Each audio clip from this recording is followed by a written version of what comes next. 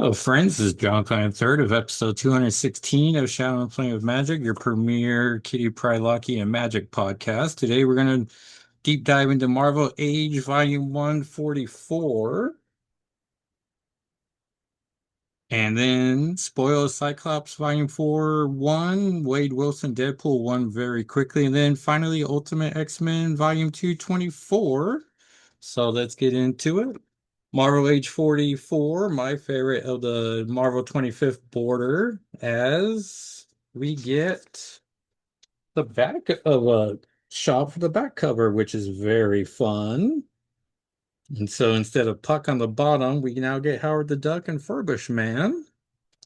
And Marvel Age 44 is Marvel's or was their in-house promotional magazine, brought to us by Jim Scalcrub, the editor-in-chief, or I'm sorry, the editor and design director. And then there's Jim Shooter, editor-in-chief.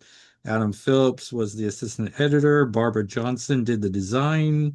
This came out in November 1986. And pretty much it's just the solicitations coming out. And then I was just going to read the X-Men one, which at the time was pretty numerous. We have New Mutants 46. The New Mutants face some hard facts about life and death and the soul-searing aftermath of the massacre in the Morlock tunnels. Bloody Sundays, written by Chris Claremont, penciled by Jackson Geiss, who we just lost last year, RP, and inked by Kyle Baker.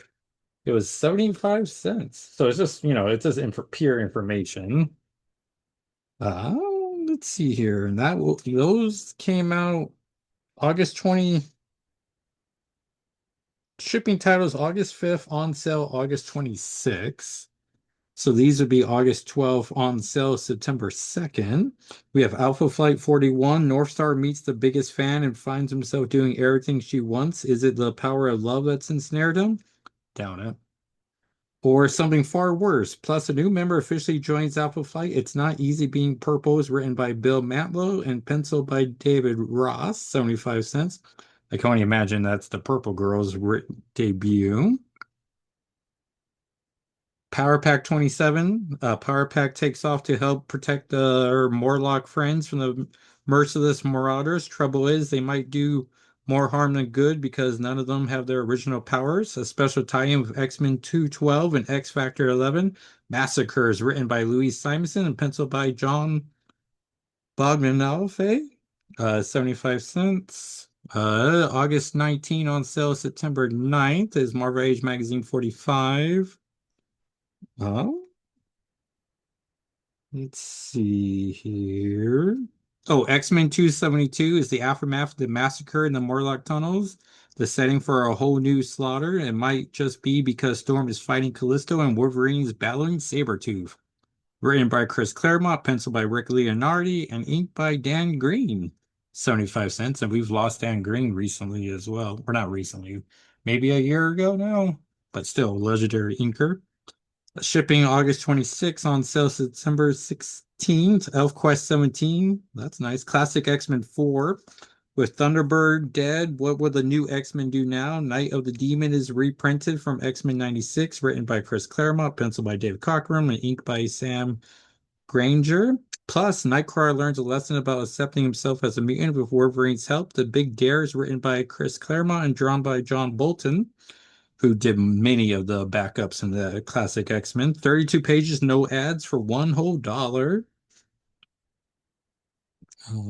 Oh, X Factor 11. In the aftermath of the massacre, the surviving Morlocks need help and a refuge. X Factor freely gives it. But what happens when there are too many refugees for them to handle? And if Lowe's weren't problems enough, how will Angel react when he learns he can never fly again? Written by Louise Simonson, penciled by Walter Simonson. Legendary pair there, and inked by Bob Wyakek. 75 cents. And then just a list. And then there's this great new X-Men Mourn the Loss of Thunderbird and classic X-Men. Great pin-up art. We got bullpens for August birthdays. We have, this is just a nice page. We have Rick Leonardi, August 9th. August 9th also is Bob McLeod. August 17th, John Romita Jr. August 23rd, Terry Austin. And August 27th, Don Perlin. The top 10 comics. The best selling was number one, Classic X-Men 1, X-Men Uncanny X-Men 209, X Factor 8, Marvel Universe 10, Web of Spider-Man Annual 2. Number coming in at 6 is Alpha Flight Annual 1, Alpha Flight 38, New Mutants 43 at 8, G.I. Joe 51, and rounding it out at number 10, Fantastic Four 294. The article here about Spider-Man versus Wolverine. And then we get Mutant Massacre coverage, which I can only imagine they're promoting it pretty nicely, but like they have no idea the legacy this is going to leave on the titles. Chris Karma probably does. Sam's Soapbox stands. Fred Hembeck gets a double page splash to tell a fun story. Because the new universe cover ad, they get a feature. The cover story, I suppose, would be the better word for it. There's an article here about Marvel of 1972, Part 4, which is pre-Kitty Pryde. So, there's a letters page, letters from Eric Frey in Glen Burnie, Maryland, Bart Leatherman in Vail, North Carolina, Jason Craw in San Jose, California, Corey Koch in Overland, Missouri, Jim Garrison in Los Angeles, Janice Paddock, no address on the letter, mysterious. Chris Dryle in Clovis, California. Um, Jesse Maynardi in Hannaford, New Jersey. Emily Lipschitz in Rumson, New Jersey. And it looks like Zabu wrote a letter in. Oh, yeah. And they made the whole saber-tooth tiger noises, and then someone translated it. That's nice. Then we get a Marvel Mutant Massacre map, but the font on here is very playful, but it's not that type of story, everybody. But yeah, you can start in X-Men 210, then you can either go X Factor 9 or go down to 211 or X Factor 10. New Mutants is involved. Mighty Thor, Power Pack has a side adventure. So yeah, that everyone's Marvel Age Volume 1 44. Pulled up for the still. Appreciate all of our YouTube friends who watch. All right. And then we have Cyclops Volume 4 1, spoilers for this week's comics. What a way to set up a series. Magic and Quentin Quire start off throwing up as a jerk AIM agent changes their biological makeup to only breathe sulfur dioxide. Cyclops comes in, optic blasts everyone, so we see how cool he is. I don't love that he chastises Magic and Quire, nor that he's looking for soldiers. That doesn't seem to be his relationship with Magic or Quire. He must be just hyper focused right now. I love so much Juggernaut barging into the room and wanting to make sure Magic's okay. They really are the best of buds. 70s Beast confronts Cyclops about his soldier remark. I like to think Ilyana and Scott had a chat off panel about as well as he was being overly performative. Cyclops gets a message and it's off to Nebraska. He's going to take a Quinjet, which I thought was a mistake, but pays off wonderfully later. Roxxon's changing Mr. Sinister's orphanage into a new data center. Dr. Robin Hanover reveals some information about Scott's first days here. He was protecting Alex so fiercely he bit a few guards. I love that we get some editor boxes, always handy. We get references to classic X-Men 41 and 42 to check out those orphanage stories. I thought Alex was adopted immediately, but it would make more sense he would have stayed here for a few days until the adoption was finalized.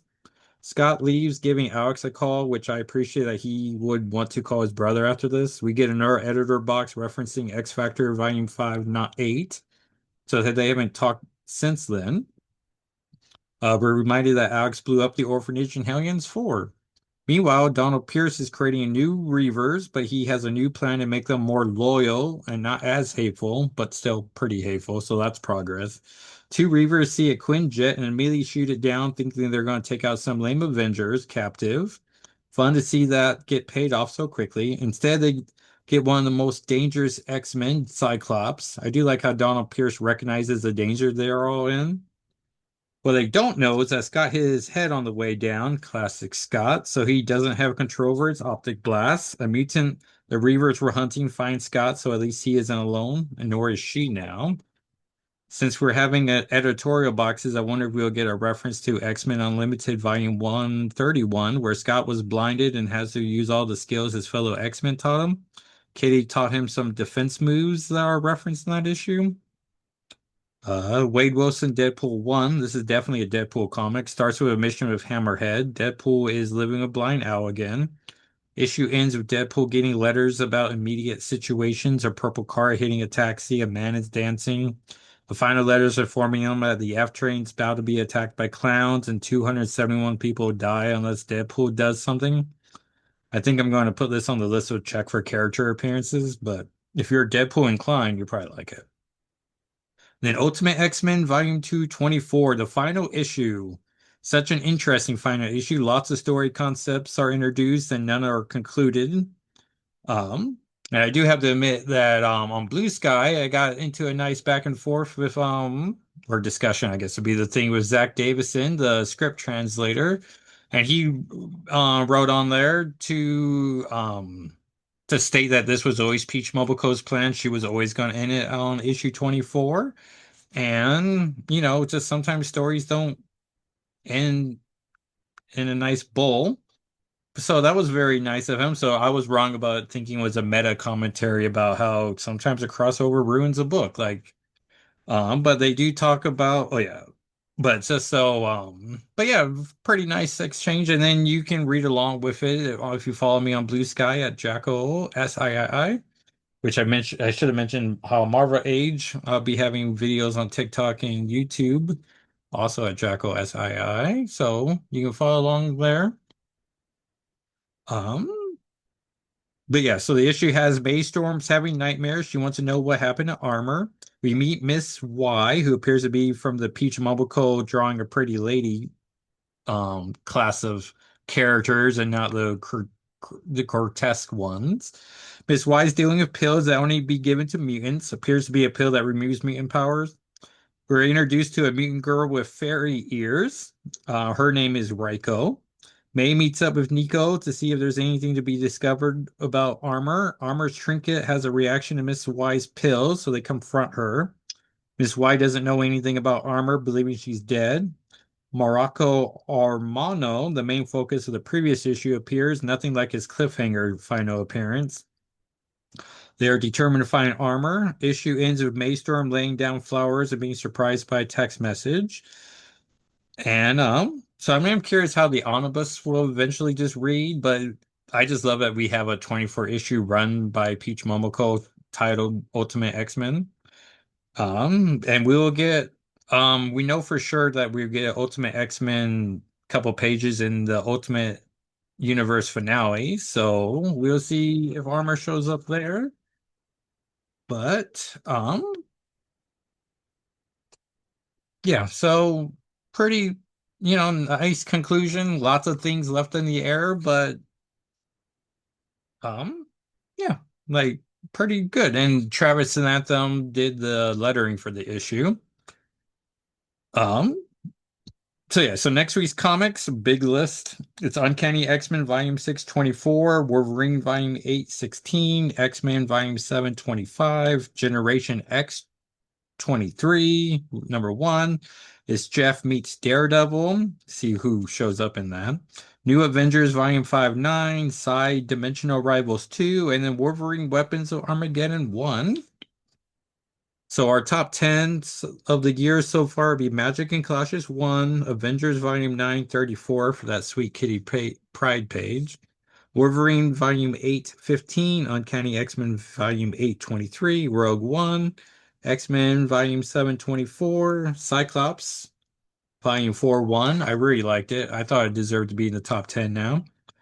Number 8, Inglorious X-Force 1. Number 9, Storm's Earth's Mightiest Mutant 1. And then rounding it out, Ultimate Wolverine 14. And um, I don't know, I feel like I'm just done the Ultimate Universe like just in already, but I ordered the final issues of the Ultimate X-Men Volume 1 or Ultimate Endgame 5 and Ultimate Universe Finale 1. So we'll just see. But thank you everyone for watching or listening. And you can follow the podcast's socials at S&FwM, the end spelled out, where we'll put up the video for Marvel Age as well as the images. And have a nice happy Valentine's Day for those celebrating. And I will talk at you next time. All right, everyone. Thanks for bye.